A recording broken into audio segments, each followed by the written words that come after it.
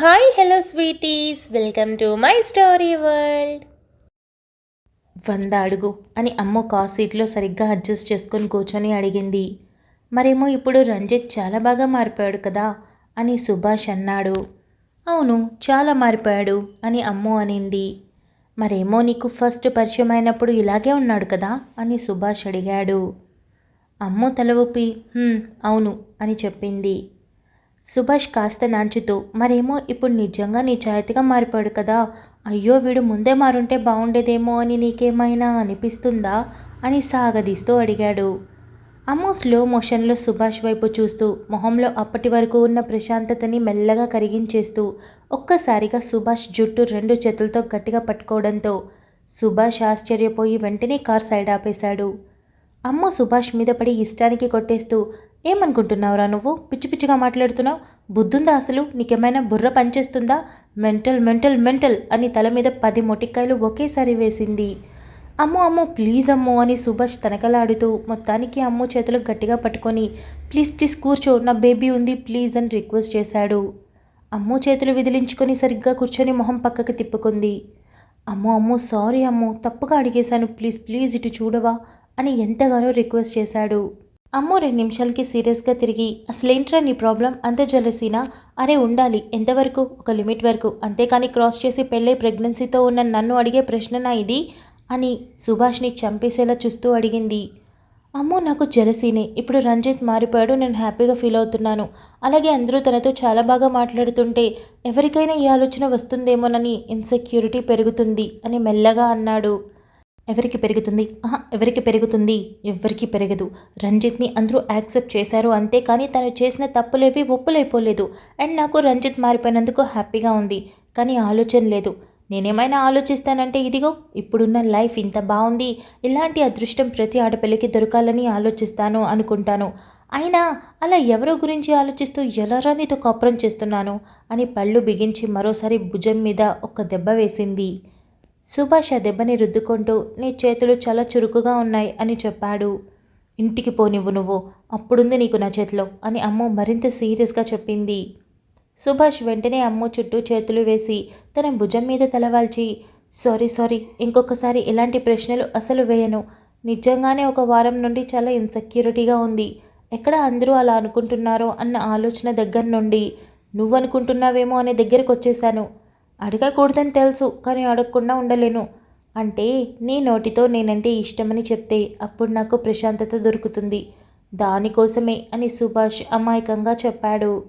అమ్ము సైలెంట్గా ఉండడంతో, please please మాట్లాడవా, ఇంకొకసారి ఎప్పుడు ఇలా చేయను ప్లీజ్ అని సుభాష్ ఎంతగానో రిక్వెస్ట్ చేశాడు.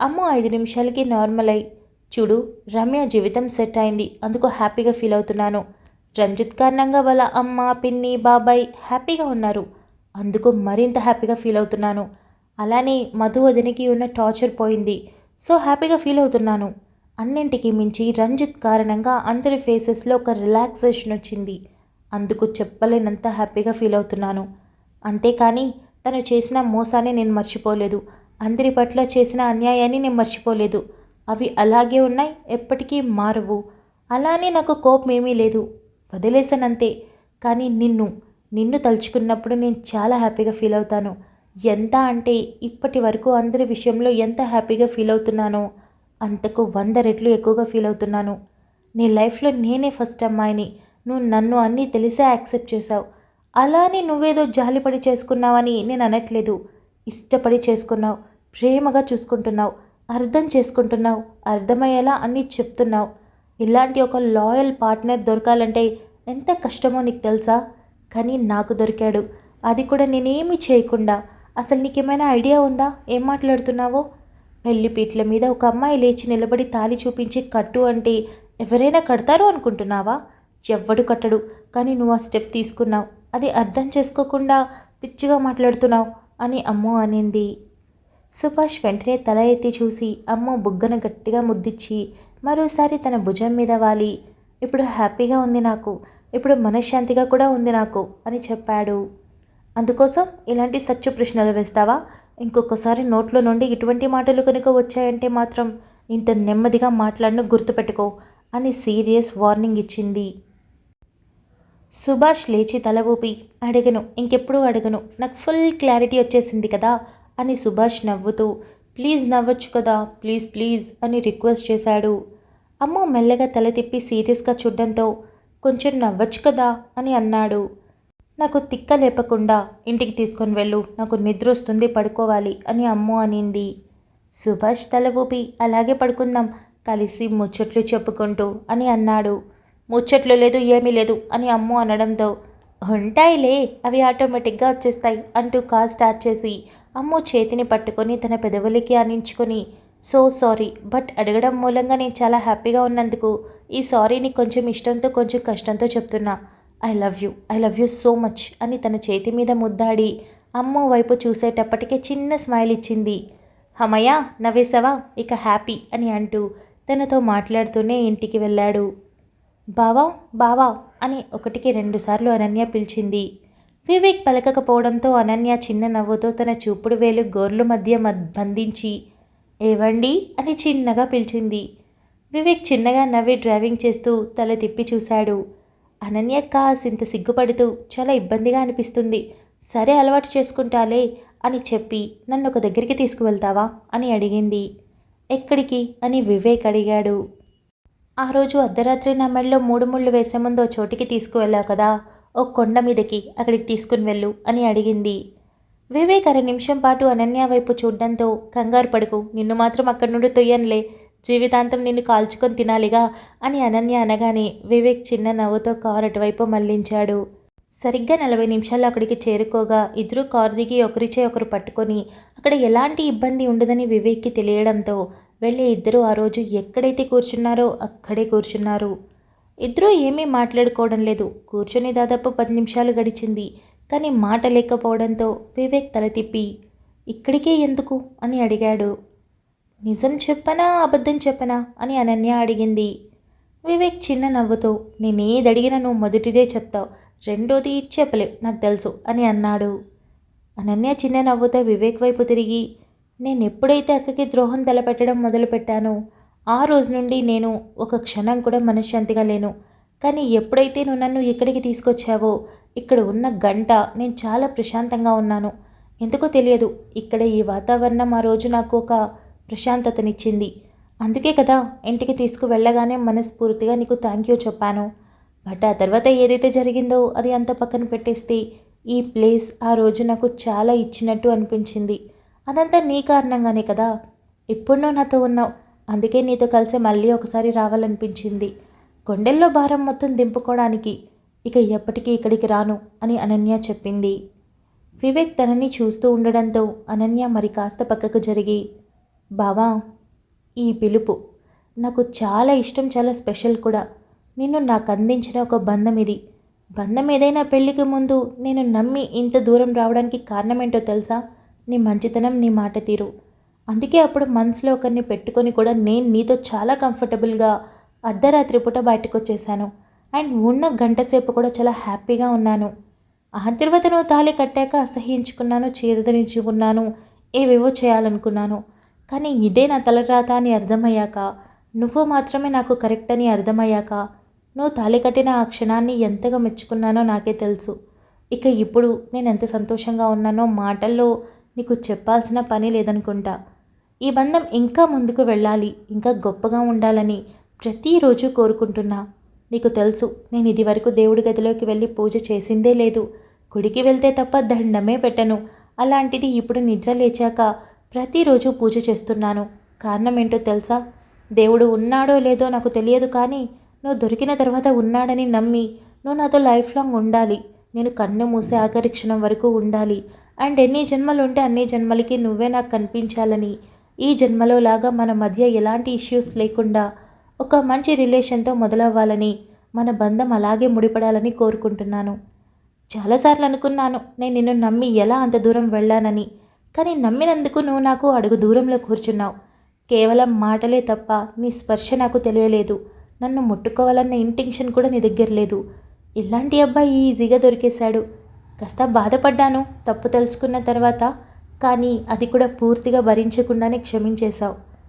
ఎలా ఇంత మంచితనమో ఏమో, నాకు ఇప్పటికీ ఎంత ఆలోచించినా అర్థం కావట్లేదు. I'm very very blessed. ఇలాగే ఎన్ని జన్మలుంటే అన్ని జన్మలకి మచ్చేసుకొని పుట్టాలని కోరుకుంటున్నా అని నవ్వి వివేక్ మొహాన్ని తన దోసిలిలోకి తీసుకొని ఇష్టంగా తన పెదవుల మీద చిన్న ముద్దిచ్చి దూరం జరిగింది. వివేక్ ముందుకన్నా మరింతగా నవ్వుతూ తన భుజం చుట్టూ చేయి వేసి తన కణత మీద ముద్దిచ్చి, మనకే రాసింది, నీకు తెలియలేదంతే. ఇట్స్ ఓకే, మిస్టేక్స్ అందరూ చేస్తారు, కానీ రియలైజ్ కొందరే అవుతారు. అలాంటిది దేవుడు నీకు సెకండ్ ఛాన్స్ ఇచ్చాడు, మరి నేను ఇవ్వకుండా ఉంటానా? ఇది పొరపాటని నేను అర్థం చేసుకున్నాను, అందుకే కదా అంత ఈజీగా నీకు ఇంకొక ఛాన్స్ ఇచ్చాను. ఇక్కడ నేను ఛాన్స్ ఇవ్వడం కన్నా నువ్వు దాన్ని నిలబెట్టుకోవడమే గొప్ప అని నేను అనుకుంటాను. అందుకే ఇప్పుడు మనం ఇలా ఉన్నాం, ఇలాగే ఉంటాం కూడా అని అన్నాడు. లవ్ యూ బావా అని అనన్య కళ్ళల్లో చిన్నపాటి చెమ్మతో చెప్పింది. లవ్ యూ మోర్ అని వివేక్ మరింత ఇష్టంగా చెప్పి దాదాపు అక్కడే గంటన్నర పాటు గడిపి ఇద్దరూ తేలికైన మనసుతో నిండైన ప్రేమతో ఇంటికి బయలుదేరారు. దీప చకచకా మెట్లెక్కి మేడ మీదకి చేరుకొని, హమయ్యా వచ్చావా, ఎక్కడ పడుకున్నావో అనుకుంటూ వచ్చాను, మర్చిపోతావనుకున్నా అని ఆయాసంగా అనింది. అంత ఉరుకులు పరుగులుగా ఎందుకొచ్చావు, మెల్లగా రావచ్చుగా అని సాగర్ అన్నాడు. అందరూ పడుకున్నారు, ఇప్పుడే అన్నయ్య వదిన వచ్చి రూమ్లోకి వెళ్ళారు, ఇంకా వివేక్ అన్నయ్య వాళ్ళు రాలేదు, వెయిట్ చేయలేక పరిగెత్తుకుంటూ వచ్చేసా అని దీపా చెప్పింది. సాగర్ చిన్న నవ్వుతో, మళ్ళీ నేను రేపు మార్నింగ్ అపార్ట్మెంట్కి వెళ్ళిపోతాను అని చెప్పాడు. ఇప్పుడే కదా వచ్చాను, అంతలోనే గుర్తు చేస్తావేంటి అని అమ్మ ఉడుక్కుంది. సాగర్ చిన్న నవ్వుతో, నేను ఒక ప్రశ్న వేయాలనుకుంటున్నా, ఇది ఇప్పుడు కాదు గత వారం రోజుల నుండి అడగాలనుకుంటున్నా, కానీ కుదరడం లేదు, అడగనా అని అడిగాడు. దీప తల ఊపింది. నువ్వు ఫోన్ చేసిన ప్రతిసారి ఒక నెంబర్ చెప్తున్నావు, ఏంటది, నాకు అర్థం కాలేదు అని సాగర్ అడిగాడు. ఏం నెంబర్ చెప్పాను అని దీప తెలియనట్టు అడిగింది. అదేంటి నీకు గుర్తులేదా, ఇందాక ఫోన్ చేసినప్పుడు కూడా 11 చెప్పావు, నిన్నటి నుండి 11 నెంబర్ చెప్తూనే ఉన్నావు, అంతకుముందు 1 నుండి స్టార్ట్ చేశావు, ఏంటది అని సాగర్ అడిగాడు. దీప అడుగు దూరం జరిగి హ్యాండ్స్ ఫోల్డ్ చేసుకొని, నీకు తెలియదా అని అడిగింది. ప్రామిస్, తెలియకనే కదా అడుగుతున్నాను, నిజం చెప్తున్నా, నా తెలివంతా నీ ముందు బూడిదలో పోసిన పన్నీర్ అవుతుంది, కొంచెం కూడా పనికి రావటం లేదు, ప్రామిస్ అని సాగర్ ఇన్నోసెన్స్తో చెప్పాడు. మరి అంత అమాయకంగా మాట్లాడుకో, నాకు తిక్కలేస్తుంది అని దీప అనింది. నేనేదో కాసేపు నీతో ముచ్చట్లు పెడదాం, ముద్దులాడుదామని ఇక్కడికి పిలిచాను, కానీ ఇక్కడ పెనం బాగా వేడిగా ఉంది, ఏంటి కదా అని సాగర్ అడిగాడు. ఇప్పుడు నీ దగ్గరికి ఆయాసం వచ్చేలా పరిగెత్తుకొని వచ్చింది ముద్దులు ఇవ్వడానికి కాదు నాన్న, 4 గుద్దులు ఇవ్వడానికి. 11 ఏంటని అడిగావు కదా, నిన్న పెళ్ళి జరిగిందిగా, బాగా గుర్తుంది కదా. ఉండే ఉంటుందిలే, జరిగింది నిన్ననే కదా. ఆ 4లో పెళ్ళిలో నీకు సైట్ వేసిన అమ్మాయిలు కౌంట్ చెప్తున్నా. నువ్వు 2 రోజుల పెళ్ళిలోనే ఇంత హంగామా చేస్తే ఆఫీస్కి వెళ్తే ఆఫీస్లో ఎంతమందిని నీ వల్లో వేసుకుంటావు, రేపు సొంతంగా కంపెనీ పెడితే ఎంతమందిని గ్రిప్లోకి తీసుకుంటావు అని దీప అడిగింది. దుర్మార్గురాలా, నేనెక్కడ వలలో వేసుకున్నాను, నాకు నిన్ను చూడడమే సరిపోయింది, తనివి తీరలేదంటే నమ్ము అని సాగర్ అన్నాడు. అబ్బా అచ్చా అలాగా, ఫస్ట్ నెంబర్ ఎక్కడో చెప్పనా, తమరు బయట నుండి లోపలికి వచ్చేటప్పుడు ఓ అమ్మాయి అడ్డుగా రాలేదా, తమని గుద్దుకోలేదా, పడిపోబోలేదా, తమరు పట్టుకోలేదా, అది కూడా ఎలా, ఎంత దగ్గరగా అని దీప అడిగింది. సాగర్ ఆలోచించి, ఓ అదా, స్లిప్ అవుతుంటే పట్టుకున్నాను అని సాగర్ చెప్పాడు. నువ్వు పట్టుకోకపోతే ఏంటి, కింద పడుతుంది, రెండోసారి జాగ్రత్తగా నడుస్తుంది కదా, నీకెందుకు అంత అక్కరా, నేనేమైనా పడిపోయానా అని దీప అడిగింది. అయ్యో అది అనుకోకుండా జరిగింది అని సాగర్ అన్నాడు. అవునా, మరి ఫుడ్ సెక్షన్ దగ్గర పర్వాలేదు, మీరు ముందు వెళ్ళండి అని పక్కకు తప్పుకొని ఒక అమ్మాయికి స్పేస్ ఇచ్చావు కదా, మరి దాని మాట ఏంటి అని దీప అడిగింది. అది జెండర్ ఈక్వాలిటీ అని సాగర్ అన్నాడు. అబ్బో అవునా, మరి కారులో వెళ్ళేటప్పుడు నేను వెనక వస్తాను, మీరు బయలుదేరండి అని మరో అమ్మాయికి ప్లేస్ ఇచ్చావు అని దీప అడిగింది. అది హ్యూమానిటీ అని సాగర్ చెప్పాడు. దీపాకి వస్తున్న కోపాన్ని కంట్రోల్ చేసుకుంటూ, డ్రై, నువ్వు నా చేతులు చచ్చిపోతావు, మర్యాదగా వెళ్ళిపో అని తిట్టింది. నేను వెళ్ళను, ఇదంతా చాలా నార్మల్గా చేసినవి, కానీ నా ఇంటెన్షన్స్ తప్పు కాదు, నా ఇంటెన్షన్స్ ఎప్పుడు తప్పుగా ఉంటుందంటే నిన్ను చూసినప్పుడు తప్పుగా ఉంటుంది అని సాగర్ చెప్పాడు. తప్పుగా అంటే అని దీప అడిగింది. అంటే నిన్న పెళ్లిలో దాదాపు 1000 మంది మధ్యలో కూడా ఎవరిని పట్టించుకోకుండా నీ దగ్గరికి వచ్చి హక్ చేసుకోవాలనిపించింది, కిస్ చేసుకోవాలనిపించింది, అంత బాగా నచ్చావు, అలా ఇంకెవరిని చూసినా అనిపించదు, ప్రామిస్ అని సాగర్ మెల్లగా పక్కకి జరిగాడు. బాబు రోమియో, చీకటి పడ్డాక మాటలు బాగా వస్తాయి, ప్రపంచమంతా నువ్వు ఇన్నోసెంట్ అంటుంది, కానీ నీ గురించి నాకే బాగా తెలుసు, నువ్వు అసలు ఇన్నోసెంట్ కానే కాదు అని దీప అనింది. వాళ్ళందరికీ తెలియాల్సిన అవసరం లేదు, నీకు తెలిస్తే చాలు, నీకు నా ఒరిజినాలిటీ బాగా తెలుసు కదా అని సాగర్ మరి కాస్త పక్కకి జరిగాడు. దీప మొహం పక్కకు తిప్పుకొని, ఏదేమైనా నీ పనులు నాకు బొత్తిగా నచ్చటం లేదు. నువ్వు అంత మంచిగా ఉండటం తప్పు కాదు, కానీ అలా ఉండటం మూలంగా పక్కన వాళ్ళు నీ మీద ఆశపడతారు. ఎందుకంటే పెళ్లిలో నువ్వు ఎవరికైతే తప్పుకొని కారులో కూర్చోమని చెప్పావో ఆ అమ్మాయి వాళ్ళ అమ్మా నాన్నకి నిన్ను చూపెట్టింది. రేపో మాపో వాళ్ళు కనుక మీ అమ్మా నాన్నతో మాట్లాడేస్తే అప్పుడు నేనేంటి, నా బ్రతికేంటి? మీ అమ్మా నాన్న మాట నువ్వు వింటావని నాకు తెలుసు.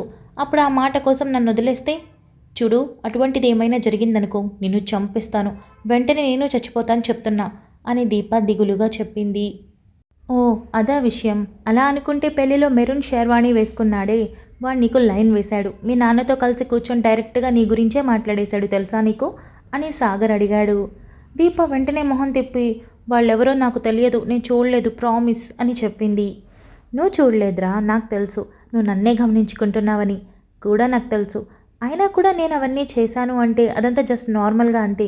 ఇంటెన్షనల్గా చేసేవాడిని నీ కళ్ళు కప్పి చేస్తాను, కానీ నువ్వు చూసే విధంగా ఎందుకు చేస్తాను? ఇకపోతే ఆ అబ్బాయిని నువ్వు చూడలేదు, వాళ్ళే నేను ఇష్టపడ్డారు. పెళ్ళిలో పట్టుచీర కట్టి నగలు పెట్టుకొని అందంగా రెడీ అయితే కళ్ళు పడకుండా ఉంటాయా ఏంటి? అందుకే మరో వైట్ షర్ట్ వాడు కూడా మాట్లాడి వెళ్ళాక నేను నేరుగా వెళ్ళి మామయ్యతో మాట్లాడాను. నువ్వు నచ్చావని చెప్పాడంట. ఇంకో 5-6 నెలల్లో యూకే వెళ్ళబోతున్నాడంట. ఒకేసారి పెళ్లి చేస్తే పిల్లని కూడా తీసుకుపోతానని చెప్పాడంట. తనకి మామయ్య ఇంట్లో మాట్లాడతాను అన్నాడంట. వెంటనే నేను ఇదంతా కుదరదని, దీప నన్ను తప్ప ఎవరిని పెళ్లి చేసుకోదని కరాఖండిగా చెప్పేశాను. మామయ్య ఖుషి అయిపోయాడు. ఓ అయితే నువ్వే నా అల్లుడువా అంటూ మురిసిపోయాడు. ఇకపోతే మా అమ్మ నాన్న చెప్పిన మాట నేను వింటాను. ఎస్, మా అమ్మ నాన్న ఏ అమ్మాయిని చూపిస్తే ఆ అమ్మాయిని పెళ్లి చేసుకుంటాను, అందులో డౌటే లేదు అని సాగర్ అన్నాడు. చూసావా, నాకు తెలుసు ఇలాంటిదేదో జరుగుతుందని. అత్తయ్య వాళ్ళకి నేనెందుకు నచ్చుతాను? ఎప్పుడూ అల్లరి చేస్తూ ఉంటాను. అలాంటి పిల్లని కోడలుగా ఎవరు చేసుకుంటారు? అనుకోగా ఉండాలి, అన్ని పనులు తెలుసుండాలి అంటూ మంచి అమ్మాయి కోసం వెతుకుతారు. అందంగా ఉంటావు కదా, నీకోసం మరో అందమైన అమ్మాయిని చూసేస్తారు అని దీప మరింత దిగులుగా అనింది. అలా వెతక్కుండా ఇంతకంటే అందమైన అమ్మాయి మళ్ళీ దొరకదని వాళ్ళకి అర్థమయ్యేలా చెప్పాను. ఆ క్షణంలోనే ఒప్పేసుకున్నారు. నువ్వే యాంటిక్ కాబోయే కోళ్ళని మురిసిపోతున్నారు. ఎప్పుడెప్పుడు పెళ్లి చేసుకుంటాం అని మన నోటి వెంట చెప్తామా అని కాచుకొని కూర్చున్నారు అని సాగర్ చెప్పాడు. దీప మరింత నవ్వుతూ, నిజంగా చెప్తున్నావా నువ్వు అని అడిగింది. కావాలంటే నువ్వు మీ అత్తయ్యతో మాట్లాడుకోవచ్చు, మా అత్తయ్య వాళ్ళతో కూడా మాట్లాడుకోవచ్చు అని సాగర్ అన్నాడు.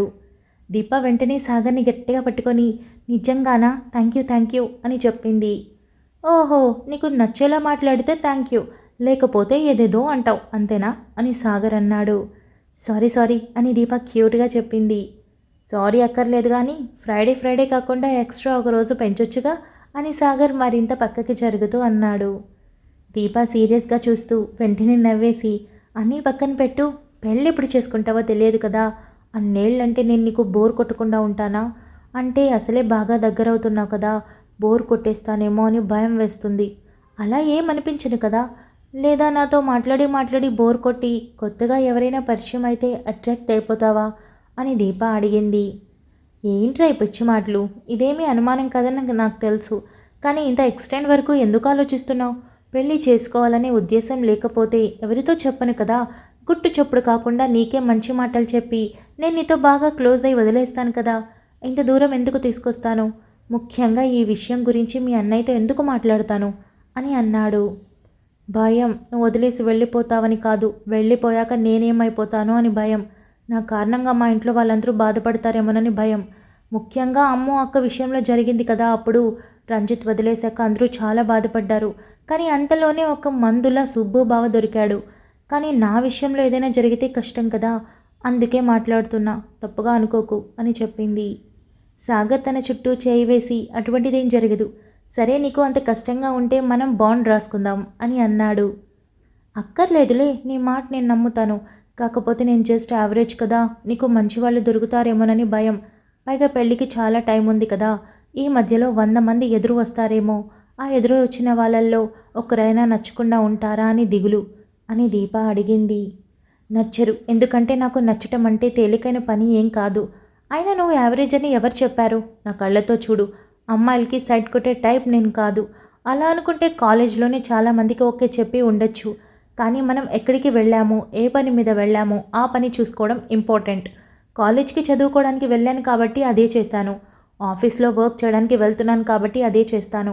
ఇక నేను ఓన్ ఆఫీస్ పెట్టాక అది నా దేవాలయం. అక్కడ ఎవరిని తప్పుగా చూడడం కానీ తప్పు జరగడం కానీ జరగదు. ఇక నీ విషయంలో నేను ఆల్రెడీ డిసైడ్ అయిపోయాను కదా, ఇక అడుగు వెనక్కి వేయడం జరగదు. నీ దగ్గర దొరికినంత చనువు నాకు వేరే అమ్మాయి దగ్గర దొరకదు. ఆ అలవాటు చేసుకోవాలి అనుకోవట్లేదు. బహుశా నీతో రాసిపెట్టింది కాబట్టి ఆ చనువు అంత తొందరగా ఏర్పడింది అనుకుంటా అని సాగర్ చెప్పాడు.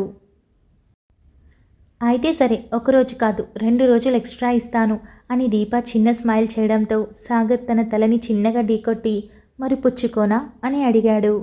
దీప చిన్న నవ్వుతో తల ఊపడంతో సాగర్ దీప ఇన్సెక్యూరిటీస్ మొత్తాన్ని పక్కకు తీసేలా తన నుదుటి మీద ఇష్టంగా ముద్దాడి వెంటనే దీప పెదవులకి తన పెదవుల్ని జత చేశాడు.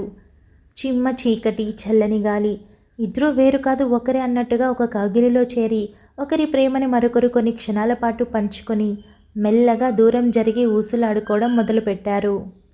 అటు రంజిత్ రమ్య తమ కొత్త జీవితంలోకి కొత్తగా అడుగుపెట్టగా ఇటు రీమా ప్రతాప్ కూడా తమలోని బెరుకుని పక్కకు తీసి మరో అడుగు ముందుకు వేసి ఇద్దరూ ఒక్కటయ్యారు. అందరూ జీవితాలు అనుకున్నంత సాఫీగా ముందుకు వెళ్ళిపోతూ హాయిగా ఎలాంటి చీకు చింత లేకుండా గడపసాగారు. చూస్తూ చూస్తూ ఉండగానే క్షణాలు నిమిషాల్లా, నిమిషాలు గంటల్లా, గంటలు రోజులుగా, రోజులు నెలలుగా, నెలలు సంవత్సరాలుగా మారి 2 ఏళ్ళు గడిచిపోయాయి. అందరూ వచ్చారా లేక ఇంకెవరైనా మిగిలిపోయారా అని అమ్ము అరిచింది. అనన్య ఎక్కడా అని మధు అడిగింది. రూమ్లో ఉందేమో, నేను వెళ్ళి తీసుకుని వస్తా అని దీప అనింది. వద్దు, నేను వెళ్తాను అని వివేక్ వెళ్ళాడు. డోర్ ఓపెన్ చేసేటప్పటికే ఏడవడం చూసి ఖచ్చితంగా ఇదే పొజిషన్లో ఉంటుందని తెలిసి తను రూమ్లోకి వచ్చిన వివేక్ డోర్ క్లోజ్ చేసి దగ్గరికి వెళ్ళాడు. అనన్య వివేక్ వచ్చినది కూడా చూసుకోకుండా మొహానికి చేతులు అడ్డు పెట్టుకొని అలా ఏడుస్తూనే ఉంది. Thank you so much for listening guys. Update నచ్చినట్టయితే లైక్ చేయండి, షేర్ చేయండి, కమెంట్ చేయండి, అలానే సబ్స్క్రైబ్ చేసుకోండి. వచ్చేసాను ముచ్చట్లకి. ముందుగా ఇవాళ బర్త్డే చేసుకుంటున్న వేదాంత్కి wish you many more happy returns of the day. ఇలాంటి బర్త్డేస్ను బోలెడని చేసుకోవాలని నా తరపు నుండి, మన ఛానల్ తరపు నుండి, మీ పేరెంట్స్ తరపు నుండి హార్ట్ఫుల్గా కోరుకుంటున్నాను. Once again wish you many more happy returns of the day Vedant. ఇక లాస్ట్ అప్డేట్ కమెంట్స్ విషయంలోకి వస్తే చాలా మంచిగా అనిపించాయి. దియా ఆపరేషన్ సక్సెస్ అయినందుకు హ్యాపీగా ఫీల్ అయ్యారు. ఎట్ ఏ టైం పేరెంట్స్గా పిల్లల గురించి ఎంత సఫర్ అవుతారన్నది బాగా అర్థమైందని అన్నారు. నేను రాసిన విధానంకి కళల్లో నీళ్ళు వచ్చాయని కూడా చెప్పారు. Thank you so much, I'm so happy. ఇక దాంతోపాటు కొన్ని నెగిటివ్ కమెంట్స్ కూడా వచ్చాయి. అసలు ఒక అప్డేట్ గురించి ఇంకో అప్డేట్లో ఎందుకు మాట్లాడతారో నాకు అర్థం కాదు. అండ్ వాట్ ఎవర్ మీరు ఏం మాట్లాడినా ఐ డోంట్ కేర్. ఎందుకంటే ఇది నా ఛానల్, నా స్టోరీస్ నేను రాసుకుంటున్నాను, నేను ఎడిట్ చేస్తున్నాను, నేను వాయిస్ ఓవర్ ఇస్తున్నాను, నేను పెడుతున్నాను. టోటల్ ఎఫర్ట్ మొత్తం ఇక్కడ నాదే ఉంది. ఇక నా ఎఫర్ట్ని గుర్తించేందుకు ఎవరైనా ఉన్నారంటే అది వీడియోని వినేవాళ్ళు అండ్ కమెంట్ చేసేవాళ్ళు. సో నేను వాళ్ళకి రెస్పెక్ట్ ఇస్తాను. ఎవరైతే ఈ కష్టాన్ని మొత్తం క్షణాల్లో తీసేలాగా మాట్లాడతారో వాళ్ళని అసలు ఆవాలగింజంత కూడా లెక్క వేసుకోను. So I don't care simply. ఇక ఈ అప్డేట్ విషయానికి వస్తే maybe next update last update అవ్వచ్చు అనుకుంటా. అంతే, మోస్ట్లీ స్టోరీ అయిపోయిందని మీకు అర్థమైపోయింది. 2 years దాటిపోయింది కాబట్టి next update last update. So అటు రాబోయే చందమామతో పాటు ఇటు ఎన్వికి కూడా మనం ఎండ్ కార్డ్ వేసేస్తున్నాం. తర్వాత ఏం చేయాలో ఆలోచిద్దాం. రేపటి అప్డేట్లో మనం కొన్ని విషయాలు మాట్లాడుకుందాం. సో అదన్నమాట. అంతవరకు keep smiling, stay healthy, bye guys.